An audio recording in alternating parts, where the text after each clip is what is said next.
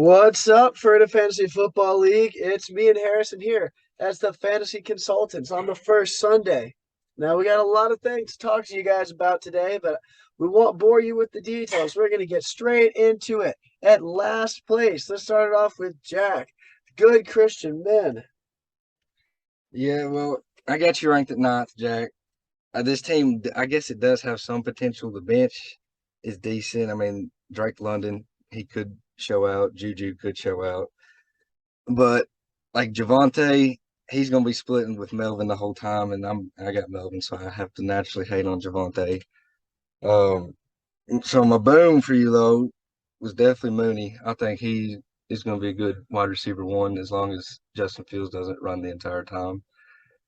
Um, Other than that, I like the Bucks D. It'll be a good kicker. It has potential, and Jack's always good on the waiver wire. He's one of the first people to get everybody, so it has potential.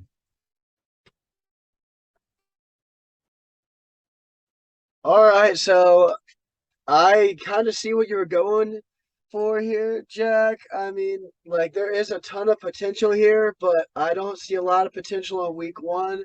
I see a lot of potential for like week six. Michael Pittman, he's a really good boom candidate with the new quarterback, Matt Ryan, who's a lot more accurate. Javante Williams, though, that man, he is splitting snaps, so that's not what I want to see, even with his breakaway rate. Scary Terry could be good. Mooney could be a breakout, but overall, it's just I'm not seeing much of a floor here. So let's get on with the next one. Little Sisters. Okay. Eight. I got him ranked eight. Um, so my boom for him, Pitts. He's either going to be like a top three or like out of the top 10. I guess we're going to see what Mariota's going to do. From a bust though, Jacobs. I hate Jacobs. He let me down all of last year, and he's fragile. He's a piece of glass. So if he makes it the whole year, I'd be completely shocked. But maybe they're also going to throw the ball a lot with Devontae, Waller, and Renfro. So there's a lot of mouths to feed there. My best pick, Alave, I think that's how you say it. He's going to be a beast. I think Winston's going to air it out, and he apparently is one of the best receivers in the class. So big ceiling there for sure. Draft grade C plus. Just I mean Devontae and Jamar, that's a deadly duo. It could end up being a top three team if in this half PPR that we're doing now. So we'll see about it. Yeah, so I actually really like this team. I ranked it a lot higher than Harrison, just because the sheer wide receiver potential. We know Devontae is going to get a great target share. However, I think Jamar is going to downplay what he did last season a little bit. I think T. Higgins is going to emerge and take some of his work away. I think Pitts has the opportunity to be a big boom, but if things don't work out with Mariota and the new system, it could be a really bad thing for this team. I really like the pick of Adam Thielen. He's a good, reliable, steady guy with a good floor. Um, However, I really don't like Zeke. Tony Pollard is really limiting his ceiling, and I think they're going to be doing a lot more passing, which would feature Tony Pollard as the passing back. I think the bench is pretty good, which is one of the reasons I like this team. Having Tom Brady as a backup is always reliable. I give this overall grade of a B. Well, I like this team at first, Ryan. I thought it was really good, but I mean Akers and Penny, that's two big question marks right there. You can got the two Q's beside them. I mean Penny he looked good, but the Seahawks got like the worst line in the league, and they're probably gonna let that man down. Um, Click the next one. All right, so Hurts, he's definitely a boom, and I hope he throws a lot to Miles Sanders sitting on my bench.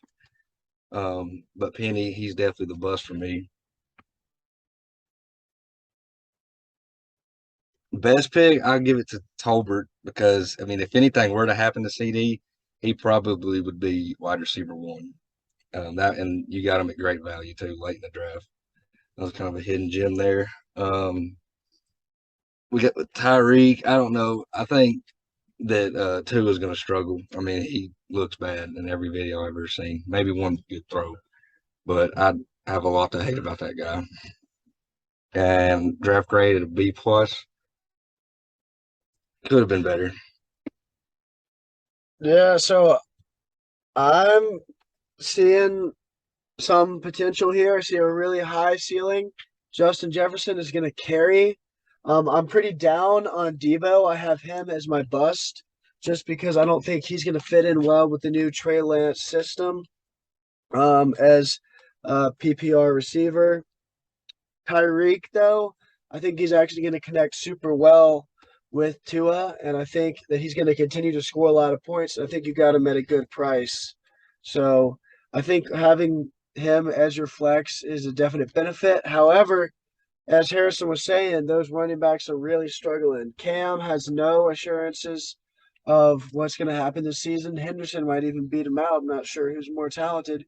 Penny has Walker right on his ass, coming for that starting job. Dobbins, I thought it was your best pick just because of the price you got him at, but even him is very injury prone and no telling what's going to happen. Lamar may be able to take a lot of his yards away. So I think there's a lot of potential if some of these guys do pan out at the running back position because your wide receivers are going to carry.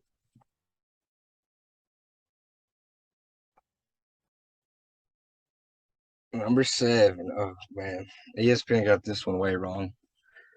Well, I love Andrews just because I have Lamar, but I think Mooney.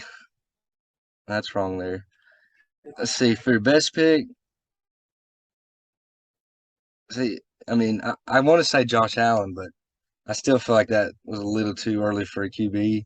Um, my draft grade was a D minus for you because you did take the Bills at like round 8 or 9, something like that. It was like a whole round and a half before anybody took a defense, and they're not going to be that good this year, worth that pick at least. Your bench, Christian Kirk, he's got a lot of potential. Gibson, don't like. Tua, already said I hated.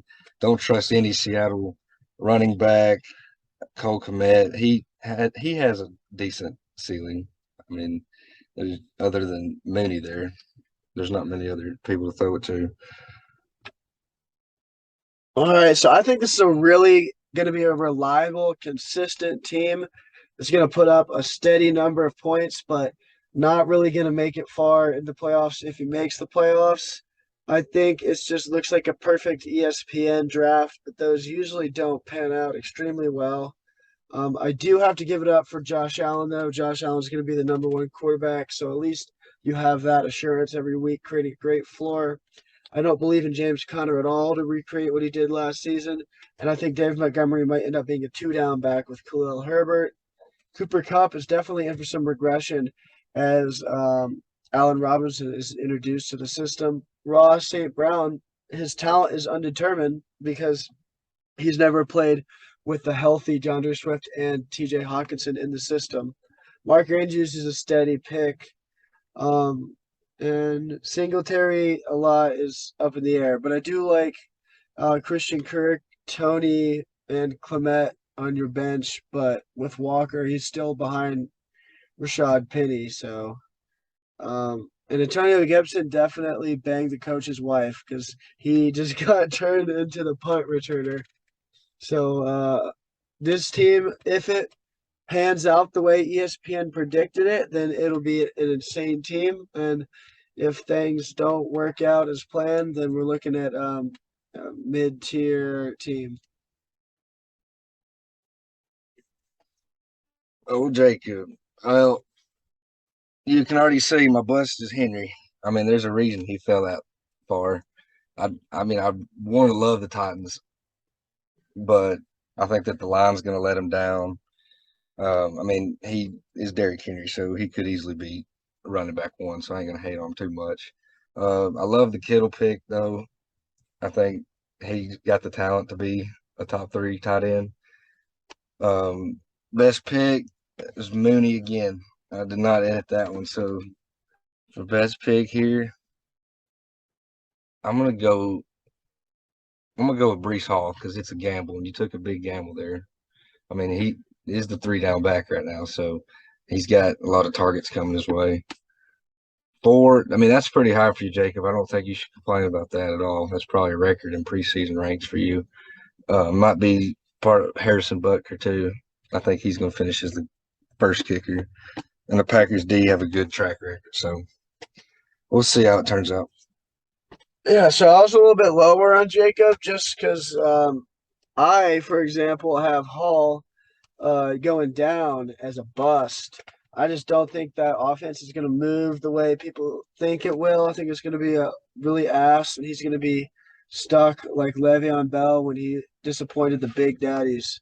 Also, I feel like Kittle is going to be used a lot as a blocker, so I think that he's got the athleticism, he's got the potential. He could turn out to be a really good top five tight end. But I do have him as a bust for now until I see what happens with the offense. But I had Brown as a boom. I think he's going to connect with Hurts because they wanted to play together for so long. I think they got some rapport. And then I think Edmonds was the best pick at a good price. I think Pickens was also a good pick. Worth noting, he could easily beat out Deontay Johnson if Mitchell Trubisky ends up losing his job quickly. I don't know what you were doing with the Julio Jones. Um, Robert Woods is going to get beasted on by Traylon Burks, and Hunter Renfrow is not going to see the light of day under Devontae. But Stephon Diggs, really steady guy, and if Kareem ends up panning out, then you could have a deadly team, but I'm also not high on them with their quarterback situation. And Derrick Henry, everyone knows they're going to load that box up and predict the run every time. So he's not going to be recreating at that same level. But I'm really glad that you took a quarterback at the round that you did because we can't have Cam Newton anymore. Your team's going to be putting up like at least 20 or 25 points a week with the quarterback position. So I'm excited to see where that ranks you this year. And this might be Jacob's first year in the playoffs. Joey got you at third. I mean, Jonathan Taylor's probably gonna. He could just carry you all the way to the playoffs, and it could just be an easy season. And you just need a little help from CeeDee Lamb, which he's my boom for you. Leonard Fournette, I mean, he could also be like a top 10 running back. So this team really could, this could be a championship team. My hate on this list, though, is Waddle because I still don't trust Tua. I mean, and Tyreek could steal everything there if it turns out for him, even though I didn't like Tyreek. I don't trust any receiver there.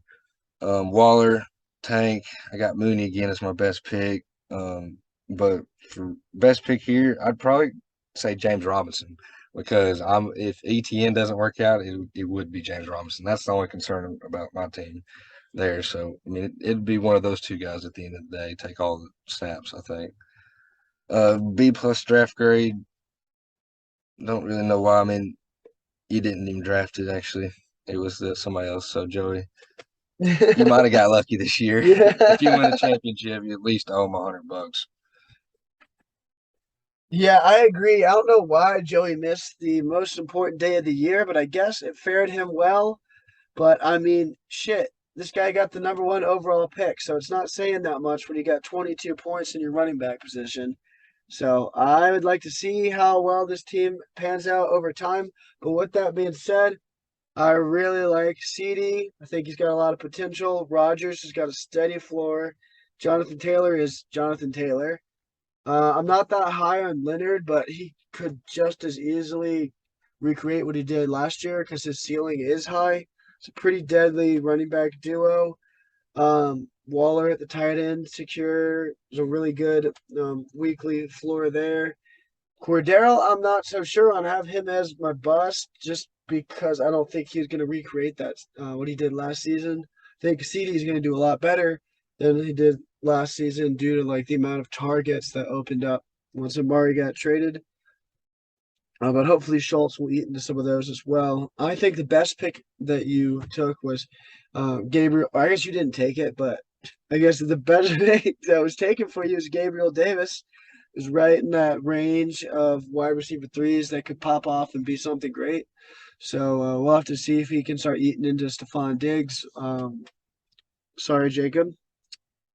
Let's see. Derek Carr's pretty good QB snag. And who the hell is Jake Butt? I don't know, but I like his name. Low floor, but a very high ceiling. Yeah, I agree. Like it could flop, but it could be huge. So I'm really high on this team. Joey's always pretty reliable and pretty steady and good, but um hopefully we'll see some other people make the playoffs this year.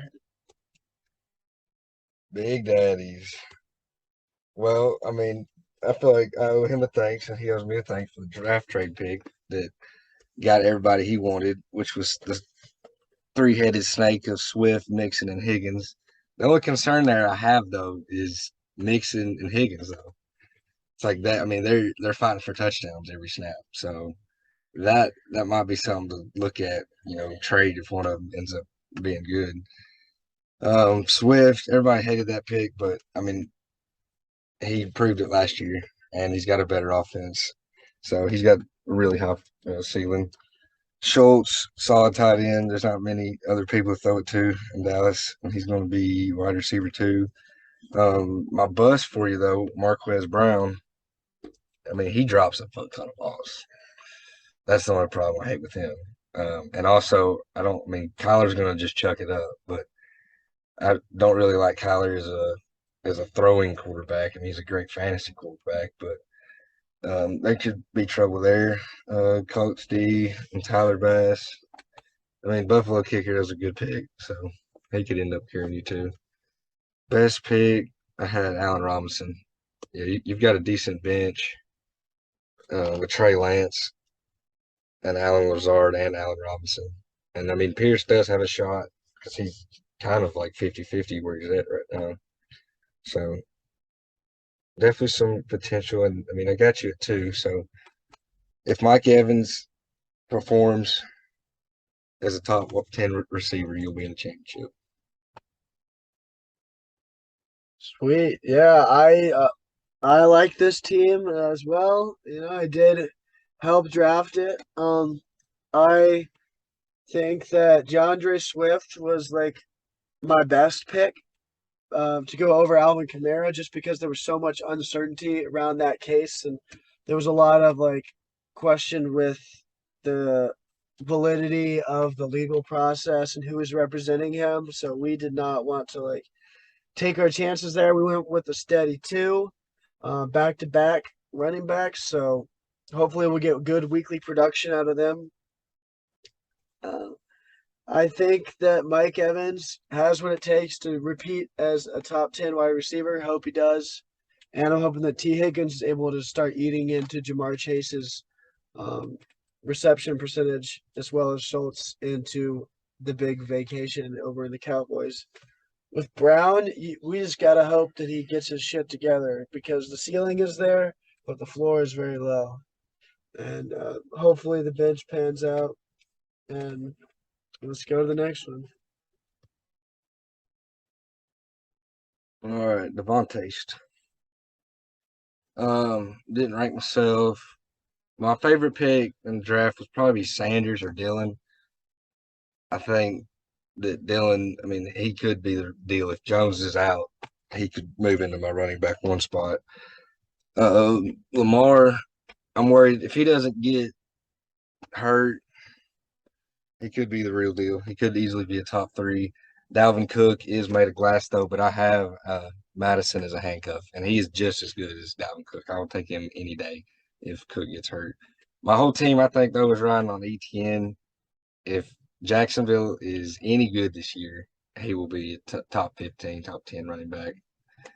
Keenan Allen, he slipped to me, which I was really surprised about because, I mean, they're going to throw the ball a lot. AFC West games, they're going to have to score. Cortland Sutton, it's going to be him or Judy. I don't know. That's kind of a toss-up. It could be just a 50-50, or it could end up being Sutton 80-20, or vice versa. So we don't know about that. I got my boy Travis Kelsey. That was a no-brainer. That was why I did the draft pick trade, because I didn't want to take him at 10, but 14 I was okay with. Um, Miles Sanders, I already talked about him. He's got a lot of potential if Philly's good. I mean, he had a lot of average yards per catch last year. Broncos D, I only took them because of their first 3 games. I'm gonna start out 3-0. They've got a very easy 3-game start, and Denver kicker in those high scoring games. Uh, Other than that, I do want to shout out Melvin Gordon though, because if anything happens to Javante, I mean, he has top 10 upside if he were to get hurt the first week and play a whole season in his role. So So I'm pretty high on this team. I like a lot of the picks. It's got an extremely high ceiling.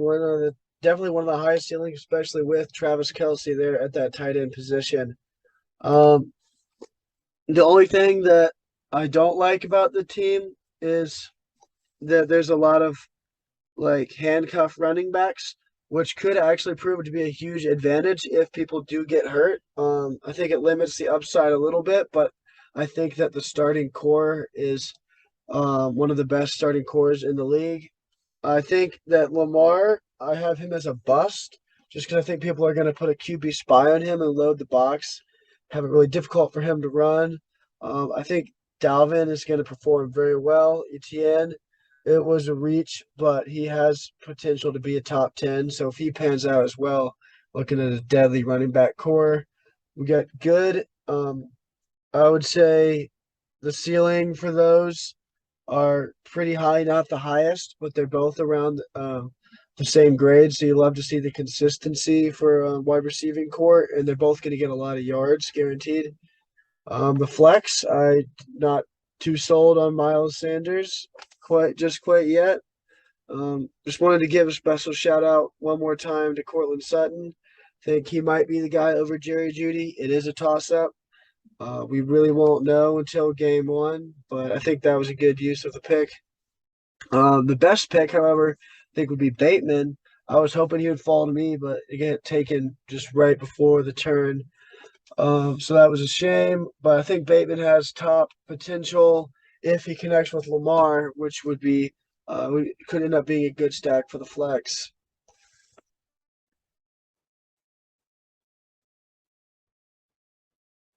Mitchell, I had you higher originally, but the only reason you slipped to 5 is because of like Kamara, Najee, bunch of question marks there. I mean, Chubb, he could dominate. Like this team could be easily one of the best if it just pans out. Like Herbert, great quarterback, even got a great tight end, great defense and kicker. It's top to bottom good. My love was Chubb. I mean, it's kind of riding on that whole offense. And if Deshaun was back, I mean, he would be a damn good running back. I'm hating on Najee though because I just hate in the offensive line that they got in the whole offensive system. And the best pick for you, Hawkinson. You got great value there at tight end to complete the whole team. But Mitchell's always deadly on the waiver wire, so I mean, he's going to improve from there. Yeah, so I actually have this team as my first overall rating right now, and the reason for that is due to just the upside. I think with Alvin Kamara specifically, I had him as my best pick. That just creates all the upside in the world. The reason that we didn't take Alvin is because of the legal dispute, and we're just not sure and not willing to take that chance if it becomes a 6-game suspension. So while wanted to pass him up, I do think it's the best pick at this time.